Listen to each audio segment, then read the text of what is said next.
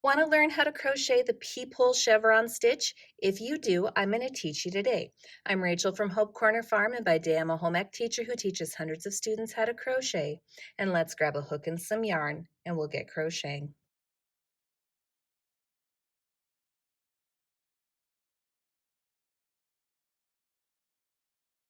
Before we get started, make sure you subscribe to my channel, hit the bell so you get notifications of when I post new videos, and don't forget to give me some feedback on this video. Give me a like or a comment, let me know what I did well or things that I could improve upon. For the Peephole Chevron Stitch, you're going to have to know how to chain and how to double crochet stitch. Now, if I go too fast or you want more clarification on either of those stitches, I've included links in the description below to tutorials for just those stitches.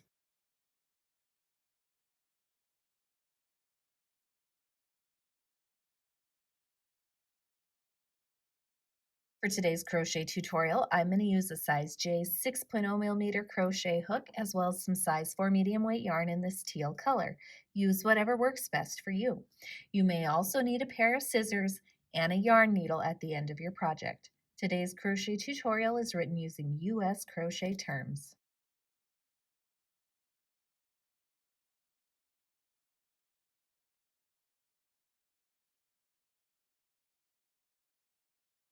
For the Peephole Chevron Stitch, you need to start by chaining a multiple of 10 plus 3. So what that means is you're going to chain your multiple of 10 first. Now I have found that the minimum number is usually 20. Below that, you really don't get the fun pattern detail with this stitch, so I would recommend at least chaining 20. So I'm going to start by doing that.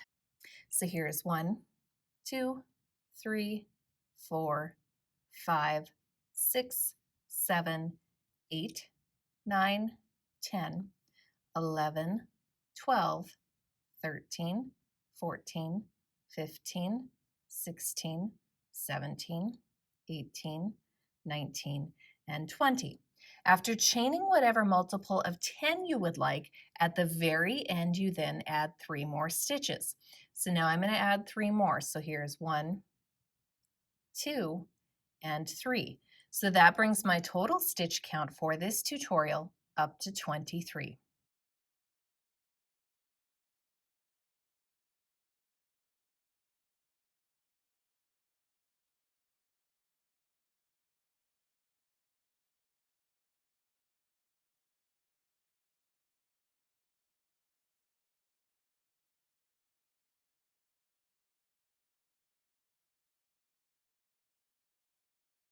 For row 1, we're going to start by working into the 4th chain from the crochet hook.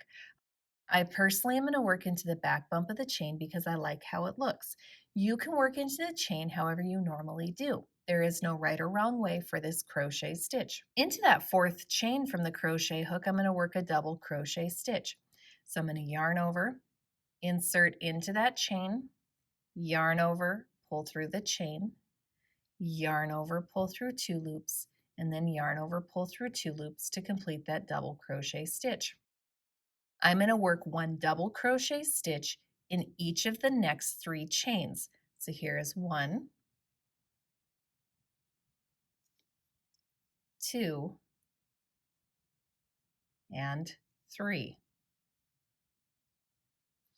So right now I have 4 double crochets. Also note that those 3 skipped chains are going to count in your stitch count and act as a double crochet stitch. Now we're going to get into the repeat for our row. And the repeat for our row is worked across 10 stitches. So what this looks like is we're going to skip 2 chains, and into the 3rd chain we're going to work a double crochet stitch. We have just created our first valley. Now I'm going to place 1 double crochet stitch in each of the next 3 stitches or chains. So there's 1, 2, and 3. So I have a total of 4 double crochets coming out of the valley. Now we're ready to create our first peak. And to do that, we're going to chain 2. After chaining 2 in the very next chain, you're going to work a double crochet stitch. So there's our double crochet stitch. We have now created our first peak. We're going to place 1 double crochet stitch in each of the next 3 chains. So there's 1, 2, and 3 double crochet stitches. So we have a total of 4 double crochets coming down from the peak. So you should notice about this pattern repeat, we have 4 stitches going up and 4 stitches going down.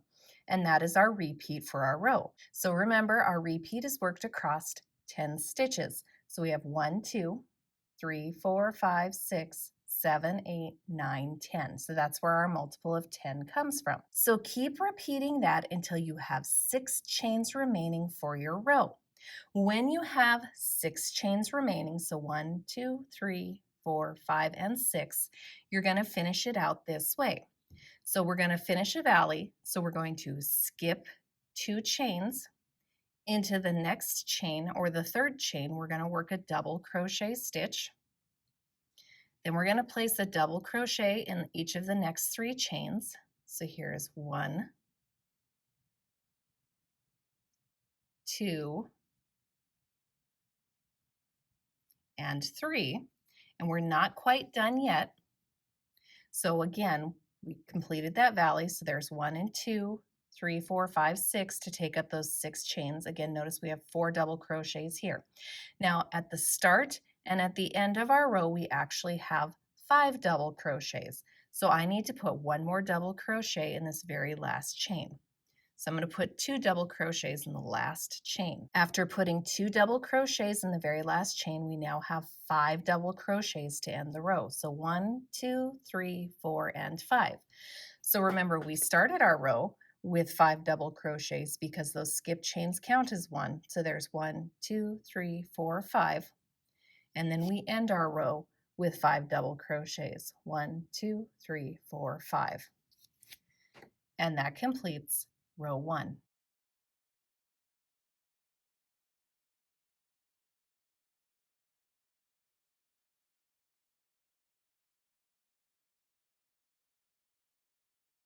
For row 2, we're going to start by chaining 3. So here's 1, 2, and 3, and then turning our work.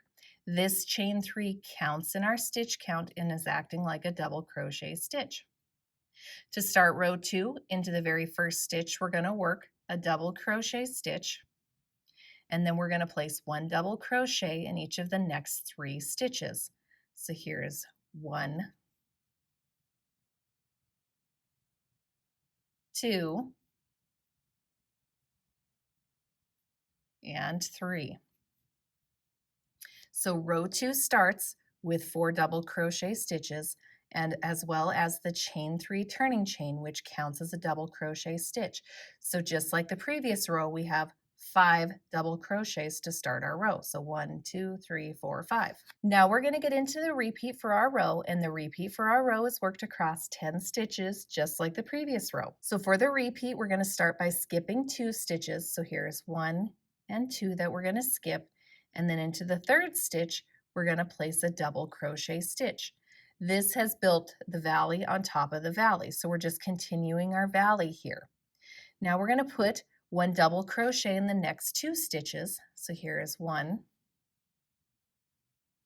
and 2.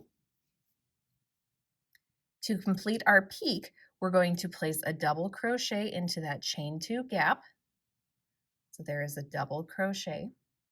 Then we are going to chain 2, and we're going to put another double crochet into that same chain 2 gap. So we've just completed our peak inside of a peak. So our valleys repeat on top of each other and our peaks repeat on top of one another. Again, in between each valley and peak, we have 4 double crochet stitches. So 1, 2, 3, and 4. Now we're going to finish out our repeat, and we're going to place 1 double crochet in each of the next 3 stitches. So here is 1, 2, and 3 double crochet stitches. So again, we have 4 double crochets going down from the peak. So 4 double crochets go up to a peak, and 4 double crochets go down from a peak. You're going to keep repeating that repeat until you have 6 stitches remaining for your row. So again, the repeat is skip 2, 3 double crochets, then into the chain 2 gap, work a double crochet, chain 2, double crochet, and then 1 double crochet in each of the next 3 stitches. Keep repeating that until you have 6 stitches remaining for your row. When you have 6 stitches remaining, so 1, 2, 3, 4, 5, and 6, remember your turning chain or the skipped chains, whichever it is, counts as a double crochet stitch, so that's our 6th chain. When you have 6 remaining, so that's our 6th stitch. So when you have 6 stitches remaining, you're going to skip 2 stitches, and then you're going to place 1 double crochet in each of the next 3 stitches. So here's 1, 2, and 3 double crochets.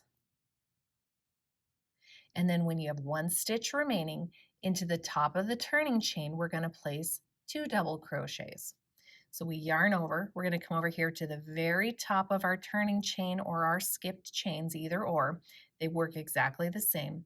Into the top of that chain, you're going to work 1 double crochet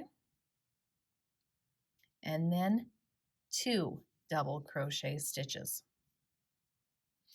So again, this stitch starts with 5 double crochets at the very beginning. So again, the turning chain counts. So 1, 2, 3, 4, 5. And it ends with 5 double crochets because again, we work 2 into that very last stitch. So 1, 2, 3, 4, and 5. And that completes row 2.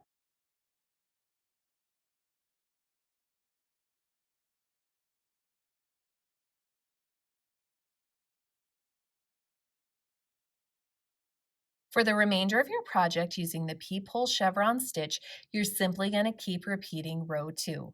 This is now a 1-row repeat crochet stitch.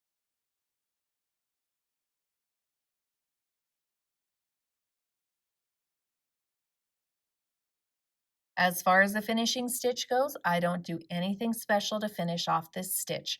I just simply end after any repeat of row 2 that I would like. One other thing to note is that this stitch looks the same on both sides. So here's one side and here's the other side. They both look exactly the same. So this is a great stitch to choose if you want both sides of your project to look exactly the same. And that's how to crochet the Peephole Chevron Stitch. I hope you guys found this tutorial helpful. Don't forget to subscribe to my channel, hit the bell so you get notifications of when I post new videos. And if you're looking for another chevron stitch to try, why not try my chevron herringbone half double crochet moss stitch? I hope you guys have a wonderful day.